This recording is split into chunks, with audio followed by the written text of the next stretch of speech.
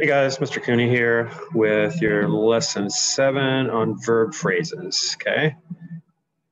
So we've learned verbs in general, we've learned action verbs, we've learned linking verbs. Verb phrases are kind of a combination. It's still action verbs, but it's more than one word. We have a main verb and what's called an auxiliary verb is attached to it, okay? And they kind of overlap with linking verbs, but if it's attached to an action verb, it's called what's a verb phrase, okay? So words that accompany the main verb are called auxiliary verbs or helping verbs, and a verb phrase consists of a main verb and any auxiliary verb attached to it.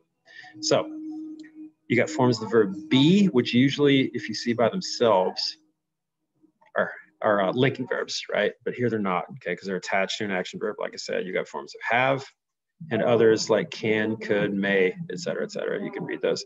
So the most common auxiliary verbs are the form of be and have. So you get what's called different conjugations like are going, have gone, have been going, and those just are kind of explain, time periods or singular versus plural and things like that.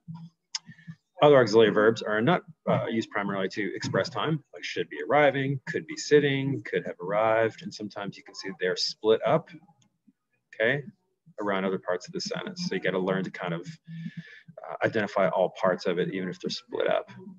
All right, so exercise 1, place a check next to each sentence that contains an auxiliary verb. In other words, contains a verb phrase, right? In a sense, it's a contain auxiliary verb, underline the verb phrase, circle the auxiliary verb. So stock car racing has been popular for years. We underline has been. You circle the auxiliary verb just so you can see that you understand where that is.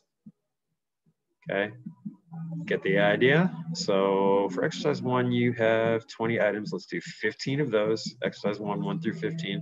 Exercise 2, complete each sentence by writing a verb phrase. So it's your choice, okay? A main verb, an auxiliary verb comes first, using the verb indicated. So it gives you the action verb. We have Myra blank about race drivers, and we have the verb read. So we can say was reading, right? Or you could say is reading. It's kind of up to you what kind of time sequence you want to create by that. And there are 15 of those, so let's do 10 of those. So exercise 1 through 15, and exercise 2, 1 through 10. Have that done by Wednesday night. Welcome to second quarter. See you soon.